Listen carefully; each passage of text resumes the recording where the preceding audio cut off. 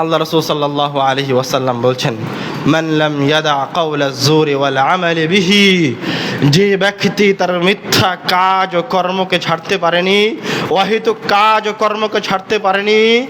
তার অনর্থক কথা ও কাজকে ছাড়তে পারেনি, ফালাইসা লিল্লাহি হাজাতুন আন ইয়াদা তুআমাহু ওয়া শারাবাহু, রব্বুল আলামিনের নিকটে তার ওই পুরা দিন পিপাসার্ত থাকার, ক্ষুধার্ত থাকার কোনো প্রয়োজন না। আল্লাহ রাব্বুল আলামিন চান না যে ওই ব্যক্তি ক্ষুধার্ত থাকুক, ওই ব্যক্তি পিপাসার্ত থাকুক, যে পিপাসার্ত ক্ষুধার্ত থাকার পরে অনর্থক কথা ও কাজে লিপ্ত হয়। তার চেয়ে ভালো ও অনর্থক কথা কাজে লিপ্ত হোক, খাওয়া দাওয়া করুক, আনন্দ উল্লাস করুক, দুনিয়াকে তার জন্য জান্নাত করে নিক, আর পরকালে তার জন্য জাহান্নাম।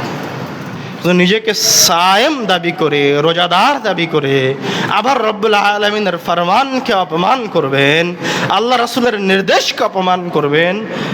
এটা রব্বুল আলামিন চান না, এটা রব্বুল আলামিন পছন্দ করেন।